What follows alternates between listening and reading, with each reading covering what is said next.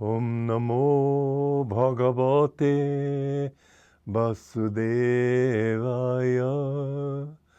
Om Namo Bhagavate Vasudevaya. Om, I bow to the Lord Vasudeva. The Bhagavad Gita is probably the deepest scripture in the world. It doesn't mean that other scriptures are not deep, but they touch that depth that points here and there. They intersperse them with many stories that are beautiful in themselves for daily life, but for the central reality of man, where we are today and what we need to do to become what we want to be, which is to say happy, peaceful, and so on. This Bhagavad Gita is an extraordinary scripture. It is based on an allegory. It is actually a selection from the Mahabharata, which is one of the great epics of India. And it's all allegorical. The characters, even though they existed in history, at least the main ones did, the underlying part of it is the psychological struggle between the downward moving aspects of the soul and the upward aspiration of the soul. The downward moving aspects of ego, I should have said. The Bhagavad Gita describes this battle, and we must understand from the very beginning that the spiritual path is not an easy path. Somebody said to me recently, all I want is peace. She doesn't understand that we must win that peace by conquest. It is not something we get by not fighting. Non-violence means much more than simply refusing to fight. Mahatma Gandhi was asked this question once, what would you do if somebody came to your village and began shooting everybody? He said, I'd let him shoot me first. That's not enough. If he shoots you and then goes on and shoots everyone else, there come times when evil must be combated. It must be combated on many levels. We have penitentiaries for people who need to be confined, otherwise they would be a danger to society. We have this also in our own nature. We have qualities which we can't just relax away from and wish well. Qualities of anger, jealousy, passion, greed, all the usual qualities that pull us downward from our higher aspiration. The Bhagavad Gita is set on this battlefield. Kurukshetra is an actual place, and it actually was a battle in history.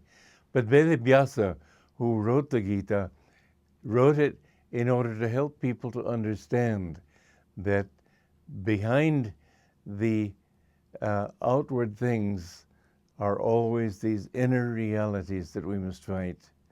And we must fight them on all levels. We must resist evil. There's an interesting story, because you think of saints as being very sort of kindly all the time and warm and tender. They're not always that way.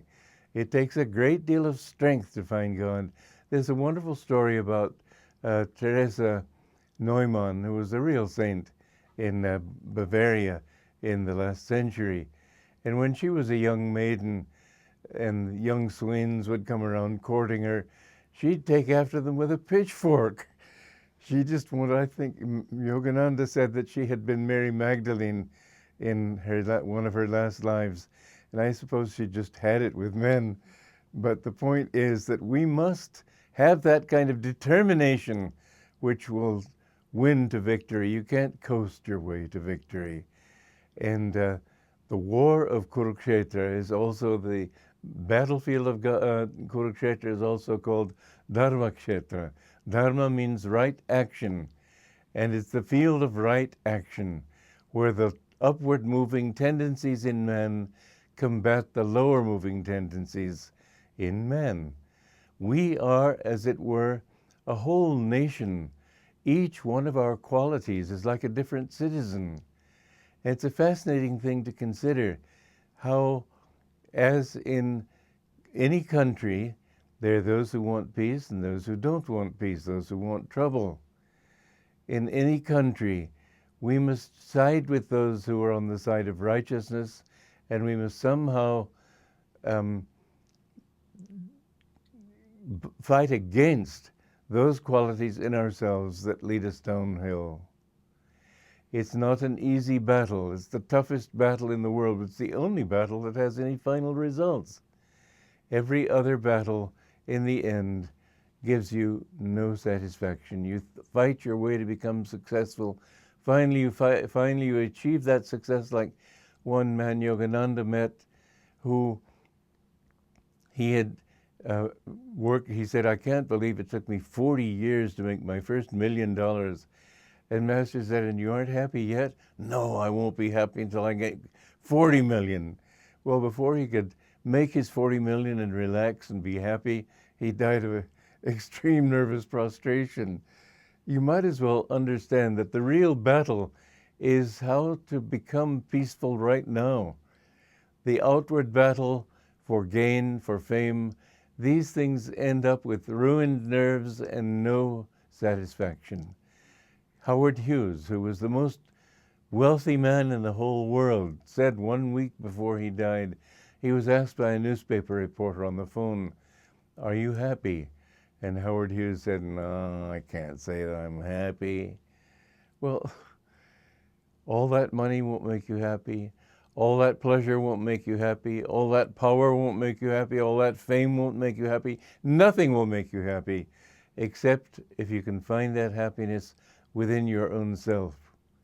There are two things that every human being in the universe, in the world, wants.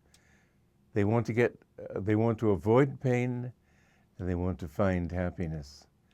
And the worst mafioso, really, that's all he wants. He just doesn't know what will give it to him. He thinks power or money or revenge or different negative attitudes will attain it for him, but they won't.